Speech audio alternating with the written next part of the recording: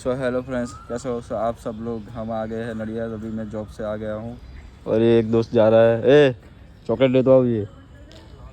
और सामने क्रिकेट खेल रहे हैं और मौसम देखो एकदम बढ़िया वाला है ना। और ये मेरे दोस्त का पैर है। सो है ये मेरा दोस्त है। क्या वे लाडले चिकने। और ये हम हैं। अभी कितने बजे है? 6:14 हो गई है। और